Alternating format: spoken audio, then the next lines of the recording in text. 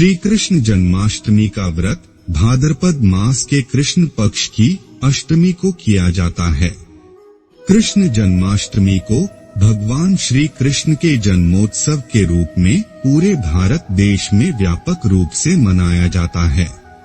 भगवान श्री कृष्ण का जन्म भाद्रपद कृष्ण पक्ष की अष्टमी बुधवार को रोहिणी नक्षत्र में अर्धरात्रि के समय वृष के चंद्रमा में हुआ था। हिंदू पौराणिक कथाओं के अनुसार भगवान कृष्ण भगवान विष्णु के 8वें अवतार थे। श्री कृष्ण जन्म की कहानी का भी गूढ़ अर्थ है। इस कहानी में देवकी शरीर की प्रतीक हैं और वासुदेव जीवन शक्ति अर्थात प्राण के। जब शरीर प्राण धारण करता है तो आनंद अर्थात श्री कृष्ण का जन्म होता है, लेकिन अहंकार आनंद को खत्म करने का प्रयास करता है। यहाँ देवकी का भाई कंस ये दर्शाता है कि शरीर के साथ साथ अहंकार का भी अस्तित्व होता है। श्री कृष्ण माखन चोर के रूप में भी जाने जाते हैं। दूध पोषण का सार है और दूध का एक परिष्कृत रूप दही है। जब दही का मंथन होता है तो मक्खन बनता है और ऊपर तैरता है। ये भारी नहीं बल्कि हल्का और पौष्टिक भी होता है। जब हमारी बुद्धि का मंथन होता है तब ये मक्खन की तरह हो जाती है। तब मन में ज्ञान का उदय होता है और व्यक्ति अपने स्व में स्थापित हो जाता है। जब जब धर्म का नाश होगा और अधर्म की उत्पत्ति होगी तब तब मैं इस धरती पर जन्म लूंगा। श्रीमद् भगवद गीता के मुताबिक जब जब धरती संकट में आएगी तब तब भगवान इस धरती पर किसी भी रूप में जन्म लेंगे।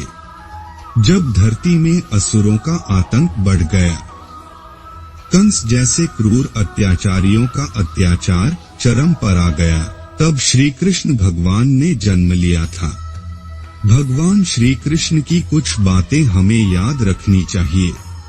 1. श्री कृष्ण कहते हैं हमें हमेशा अच्छे कर्म करने चाहिए। अच्छे कर्म का फल हमेशा अच्छा होता है। गलत कर्म का फल भी गलत ही मिलता है। आपका अच्छा किया गया कर्म कभी व्यर्थ नहीं जाएगा। 2. भगवान श्री कृष्ण ने मुश्किल घड़ी में पांडवों का साथ देकर ये साबित कर दिया कि दोस्त वही अच्छे होते हैं जो कठिन से कठिन परिस्थिति में आपका साथ देते हैं। दोस्ती में शर्तों के लिए कोई जगह नहीं है। 3.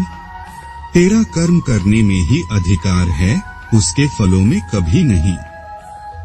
इसलिए तू कर्मों के फल हेतु मत हो तथा तेरी कर्म न करने में भी आसक्ति न हो। 4. भगवद गीता में भगवान श्री कृष्ण ने कहा है कि सब कुछ एक कारण या अच्छे कारण से होता है। जीवन में जो कुछ भी होता है अच्छे के लिए होता है और उसके पीछे हमेशा कोई कारण जरूर होता है। 5. श्री कृष्ण हमें वर्तमान क्षण में जीना सिखाते हैं।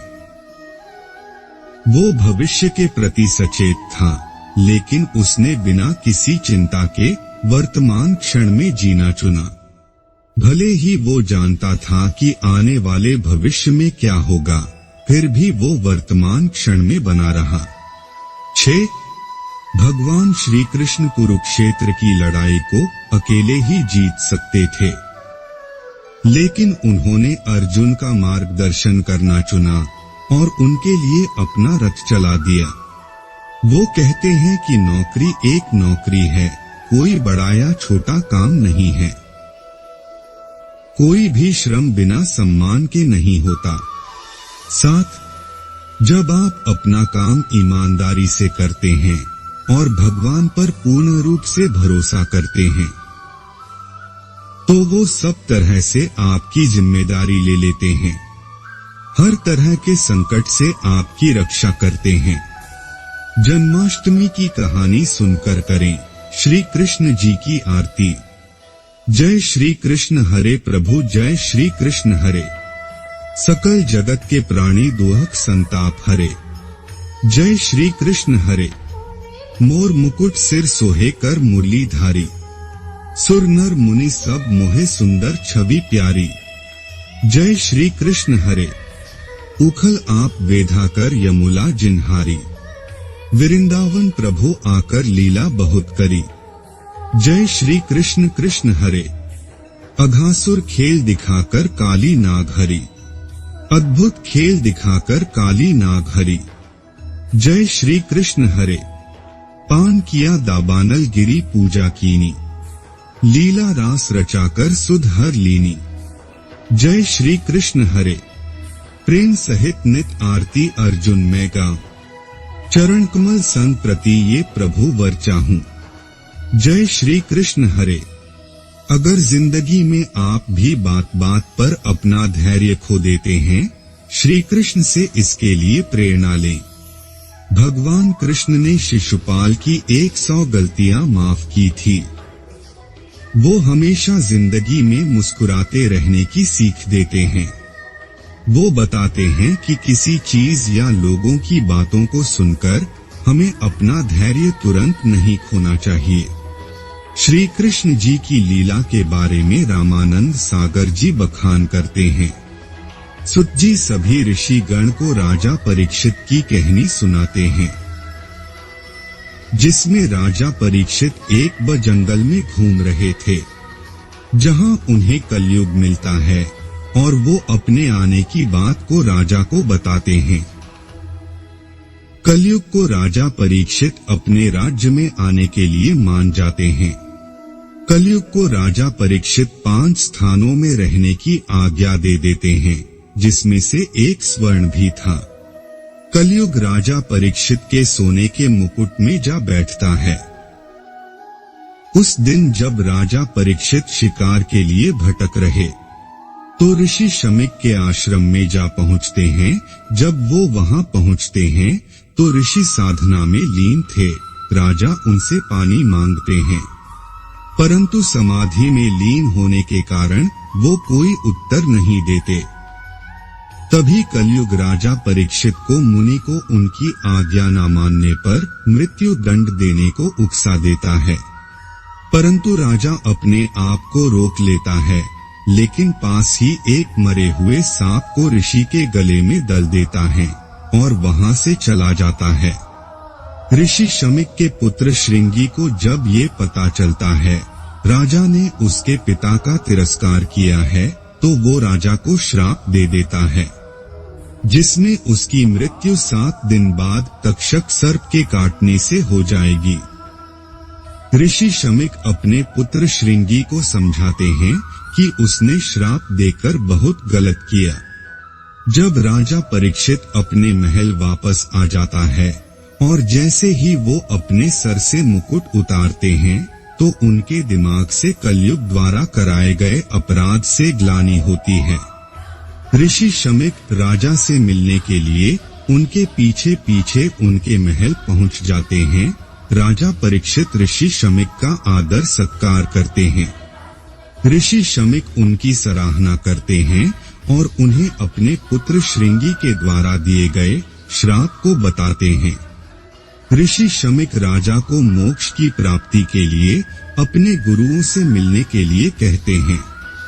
राजा और शमीक अपने गुरु के पास चले जाते हैं और उनसे अपने श्राप की बात बताते हैं और उनसे अपने मुक्ति पाने के लिए रास्ता पूछते हैं। तो उनके गुरु उन्हें श्रीमद् भागवत का कथन करने के लिए कहते हैं और उन्हें भगवान शुकदेव के पास भेजते हैं, ताकि उनसे श्रीमद् भागवत सुना सके। भगवान शुकदेव के पास जाकर राजा परीक्षित उनसे मुक्ति का रास्ते पूछते हैं, तो भगवान शुकदेव उन्हें श्रीमद् भागवत कथा सुनाते हैं। श्रीमद् भागवत कथा, जिसमें श्री कृष्ण के जीवन लीला का बखान करते हैं। वो बताते हैं कि मथुरा का राजकुमार कंस सभी ऋषि मुनियों और ब्रजवासियों को दंडित करता था और खुद को भगवान मानता था। कंस आदि असुरों से मुक्ति के लिए सभी देवता ब्रह्मा जी के पास जाते हैं और मदद मांगते हैं। तो ब्रह्मा जी उन्हें बताते हैं कि श्री हरि के अवतार लेने का वक्त आ चुका है। श्री हरि अवतार भी कंस की बहन के गर्भ से ही लेने वाले थे। दूसरी ओर कंस अपनी चचेरी बहन देवकी का विवाह वासुदेव के साथ करवा रहा था। विवाह के पश्चात कंस देवकी और वासुदेव का सारथी बनकर उन्हें उनके राज्य में छोड़ने के लिए निकलता है। तभी रास्ते में आकाशवाणी होती है कि कंस का मृत्यु देवकी के 8वें पुत्र द्वारा ही होगी। ये सुनकर कंस क्रोधित होकर देवकी को हाय मारने की कोशिश करता है, ताकि ना देवकी रहेगी और ना ही उसका पुत्र जन्म लेगा। कंस जैसे ही देवकी को मारने के लिए आगे बढ़ता है तो वासुदेव उसे रोक देता है। वासुदेव प्रतिज्ञा लेता है कि वो अपने सभी पुत्रों को अपने आप कंस को सौंप देगा। कंस उन्हें अपने ही पास रख लेता है और उनको महल में ही कैद कर देता है। महाराज उग्रसेन देवकी वासुदेव को मुक्त करवा देते हैं। कंस अपने 2 मित्र बानासुर और भूमासुर से मिलने की नीति बनाता है। कंस उसके मित्र महाराजा उग्रसेन को मारने की योजना बनाता है। अक्रूर को कंस पर शक होता है और वो कंस के किसी षड्यंत्र से सचेत रहने की तैयारी करता है। देवकी पहली बार गर्भ धारण करने की खबर से वासुदेव के भाई भगवान का प्रसाद भेजते हैं।